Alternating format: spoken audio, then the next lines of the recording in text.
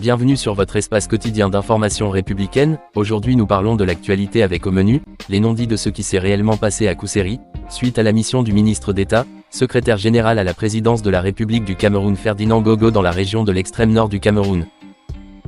Mais avant de commencer cette vidéo, merci d'aimer, de partager et de vous abonner tout en activant la cloche de notification pour ne plus manquer nos prochaines vidéos. Ça y est, on commence.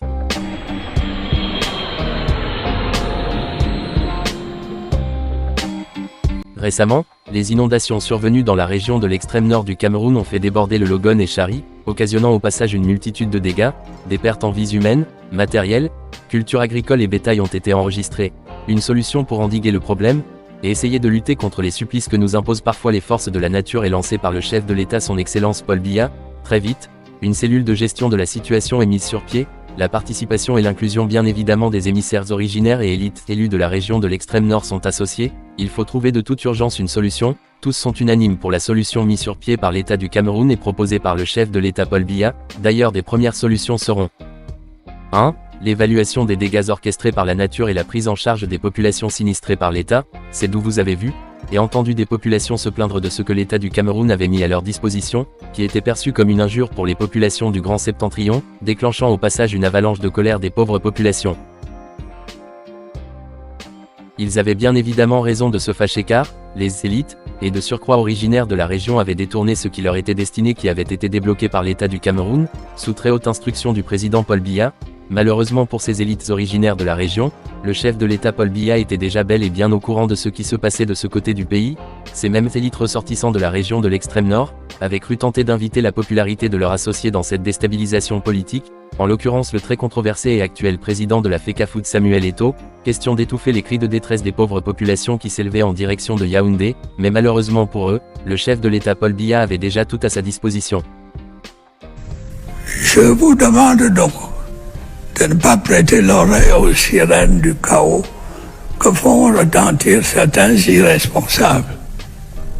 Ne les laissez pas se servir de vous pour assouvir leur dessein pernicieux, à savoir créer le désordre dans notre cher et beau pays. Très remonté, le chef de l'État Paul Biya décide d'envoyer le ministre d'État SGPR Ferdinand Gogo aller évaluer la situation de plus près, afin de mieux cibler les besoins nécessaires tout en contournant ces élites corrompues et véreux qui s'enrichissent et jouissent sur le dos des pauvres populations qui ne demandent que le strict minimum. Voilà d'où toute une communication avec les médias et blogueurs, travaillant pour ces élites corrompues de la région de l'extrême nord se sont activés parlant de recherche de l'électorat.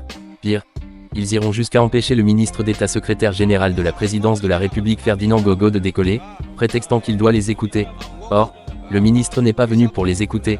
Il a été missionné par son patron Paul Biya dans la région, pour évaluer et trouver des solutions aux cris de détresse des pauvres populations encore sous choc, et sous le regard insensible des élites véreuses originaires de la région, qui vivent d'ailleurs tous dans un luxe hallucinant au détriment des pauvres populations, et non pour rencontrer les élites, d'où il était en hélicoptère question de se rendre dans les coins les plus inaccessibles de la région et de survoler le Logone et Chari, qui est très vaste dépassant en superficie les villes de Yaoundé et Douala réunies.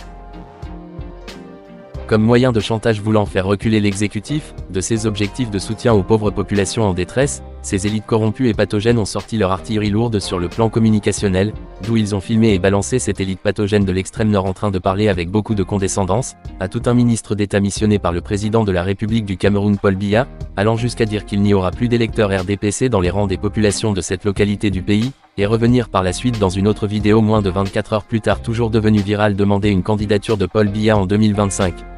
Nous sommes de vous maintenant. On a préparé l'audience, les biens de travail.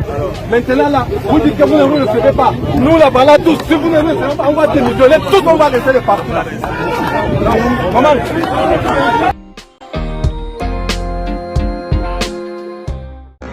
Ce qui est arrivé hier, c'est une malentendue. Nous sommes toujours derrière le chef de l'État et nous demeurons toujours dans le RDPC. Donc nous disons au président Paul Biya de se représenter aux élections présidentielles de 2025. Il a la voix de Logone et Chari à 100%. En France c'est facile, le chez vous prend feu, Le président fait asseoir la famille et le chef de famille pour trouver comment reconstruire la maison brûlée. Une solution de reconstruction de la maison brûlée est trouvée et approuvée à l'unanimité, sauf que ce n'est pas tout le monde qui veut que la maison soit reconstruite. L'argent qui est mis par l'État du Cameroun via les hautes instructions du président est détourné. Le président étant au courant envoie maintenant l'homme qui fait le plus peur à tous ces voleurs évaluer la situation. Une fois sur le terrain, il est encerclé par ceux qui ne veulent pas que la maison brûlée soit reconstruite et de là déclenche une avalanche de fake news sur la récente mission du ministre d'État à Kousséri dans la région de l'extrême nord du Cameroun.